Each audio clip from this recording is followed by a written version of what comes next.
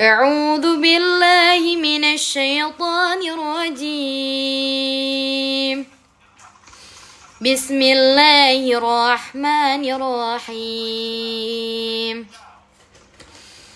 يا أيها الذين آمنوا إذا قيل لكم تفسحوا في المجالس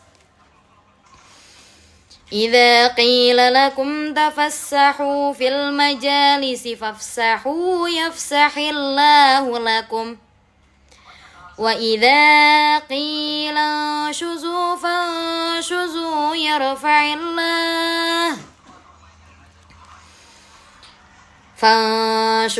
يرفع الله الذين آمنوا منكم والذين أوتوا العلم درجات والله بما تعملون خبير يا أيها الذين آمنوا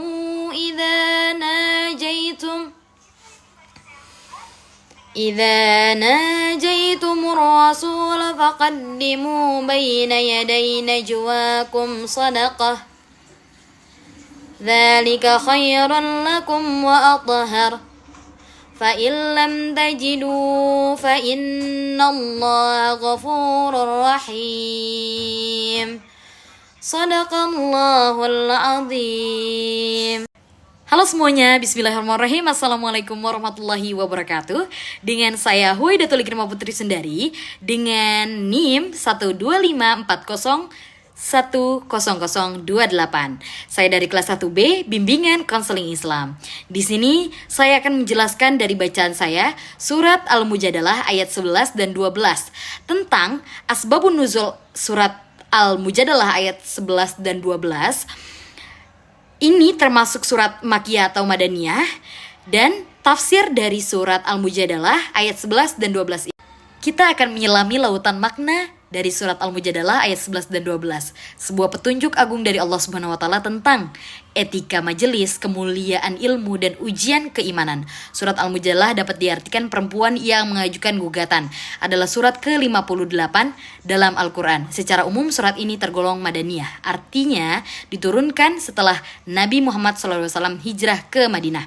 Hal ini wajar karena mayoritas isinya membahas hukum-hukum, etika sosial, dan permasalahan kemasyarakatan yang muncul setelah terbentuknya negara Islam di Madinah. Masuk ke asbabun nuzul. Asbabun nuzul dari ayat 11 ini turun terkait adab di majelis Rasulullah SAW. Kasus ini, majelis yang penuh diriwayatkan bahwa pada hari Jumat, majelis Nabi Muhammad SAW sudah penuh.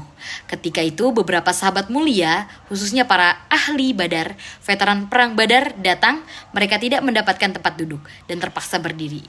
Lalu, teguran dan kesalahpahaman. Nabi Muhammad SAW kemudian meminta beberapa orang yang sudah duduk untuk bergeser atau berdiri agar para ahli Badar dapat duduk. Hal ini memicu bisik-bisik dari kaum munafik yang menuduh Nabi tidak adil. Nah, turunnya ayat ini karena untuk mengajarkan adab yang benar, saling lapang-melapangkan di majelis sebagai tanda kasih sayang dan penghormatan. Lalu di asbabun nuzul ayat 12 terkait dengan kebiasaan para sahabat yang ingin berbicara dengan rahasia, yaitu disebut dengan munajat dengan Nabi Muhammad SAW. Permasalahan waktu itu Nabi banyak sahabat yang ingin berbicara khusus dengan Nabi, seringkali untuk masalah pribadi atau meminta nasihat khusus. Hal ini menyita waktu Nabi Muhammad SAW. Dan selanjutnya ujian keikhlasan. Untuk mengatur dan menguji keikhlasan para sahabat serta membedakan dari kaum munafik, Allah Subhanahu wa taala memerintahkan agar siapapun yang ingin berbicara rahasia dengan Rasulullah SAW harus bersedekah terlebih dahulu. Munasabah, hubungan antara ayat 11 dan 12 sangatlah erat. Ayat 11 mengajarkan adab lahir di majelis, kelapangan tempat, sedangkan ayat 12 mengajarkan adab batin dalam berinteraksi dengan pemimpin, keikhlasan sebelum bermunajat. Keduanya adalah pondasi penting dalam membangun masyarakat madani yang beradab dan berilmu.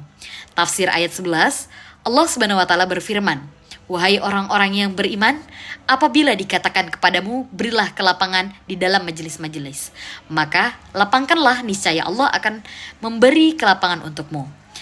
Ayat ini mengandung dua perintah utama. Yang pertama, perintah berlapang-lapang dalam majelis.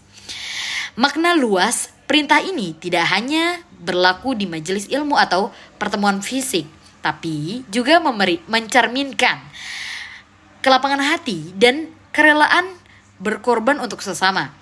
Memberi kelapangan kepada saudara berarti Allah akan melampangkan urusan kita di dunia maupun di akhirat. Yang kedua, ada janji ketinggian derajat. Lanjutan dari ayat 11, dan apabila dikatakan berdirilah kamu, maka berdirilah. Niscaya Allah akan mengangkat derajat orang-orang yang beriman di antaramu dan orang-orang yang diberi ilmu beberapa derajat. Inilah poin intinya. Allah menjanjikan akan meninggikan derajat dua golongan. Yang pertama ada orang-orang yang beriman, dan kedua orang-orang yang diberi ilmu pengetahuan. Ya. Di sini di orang-orang yang beriman, ketinggian ini didapat melalui ketulusan dan ketulusan beramal dan ketaatan. Dan yang kedua ini kan orang-orang yang diberi ilmu pengetahuan. Mereka yang beriman dan berilmu akan diangkat derajatnya beberapa derajat di antara orang-orang yang beriman, hanya beriman saja. Ini menunjukkan kemuliaan luar biasa bagi para ulama, ilmuwan agama. Ya, ilmu adalah jalan untuk mencapai takwa yang lebih mendalam dan karenanya martabatnya lebih tinggi. Tafsir ayat 12. Selanjutnya mari kita lihat di ayat 12 ini. Sebuah ayat yang menguji keimanan. Wahai orang-orang yang beriman, apabila kamu mengadakan pembicaraan rahasia dengan Rasulullah, hendaklah kamu mengeluarkan sedekah kepada orang miskin sebelum melakukan pembicaraan itu, yang kemudian itu lebih baik bagimu dan lebih bersih. Ayat ini mengajarkan dua hal. Yang pertama, sedekah sebelum munajat. Perintah untuk bersedekah sebelum berbicara rahasia dengan Nabi Muhammad SAW yang bertujuan untuk menguji keikhlasan siapa yang benar-benar membutuhkan dan serius. Mereka akan rela bersedekah. Dan yang kedua, mengurangi beban Nabi. Orang yang urusannya tidak penting akan mengurungkan niat sehingga waktu Nabi lebih efektif. Ketiga, pembersihan diri. Sedekah berfungsi sebagai pembersih dosa dan pemurni niat. Ya kan? Yang kelima ada pengecualian dan hikmah. Hal itu termasuk kedua hal yang tadi. Lanjutan ayat 12 ini, jika kamu tidak memperoleh apa yang akan disedekahkan, maka sungguh Allah Maha Pengampun, Maha Penyayang. Ayat ini bersifat fleksibel. Jika tidak mampu bersedekah, maka tidak mengapa. Namun hikmah utama dari ayat ini adalah hampir semua sahabat mengurungkan niatnya untuk bermunajat kecuali satu orang, Ali bin Abi Thalib radhiyallahu an. Beliau bersedekah lalu bermunajat dengan Nabi.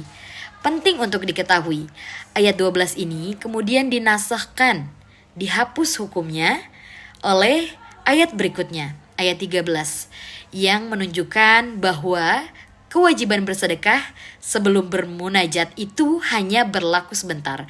Namun nilai-nilai keutamaan sedekah dan keikhlasan yang diujikan tetap abadi. Dari surat Al-Mujadalah ini, ayat 11 dan 12, kita memetik pelajaran penting. Yang pertama, etika sosial. Tunjukkanlah kelapangan hati dalam majelis, berikan ruang bagi saudara kita. Yang kedua, keutamaan ilmu. Posisikanlah orang yang beriman dan berilmu di tempat yang mulia, karena Allah meninggikan derajat mereka. Yang ketiga, ujian keikhlasan. Jadikan sedekah sebagai pembersih niat dan jangan sia-siakan waktu orang-orang yang mulia. Semoga kita termasuk golongan yang mencintai ilmu dan berakhlak mulia di setiap majelisnya. Wallahu a'lam bishawab. Wassalamualaikum warahmatullahi wabarakatuh.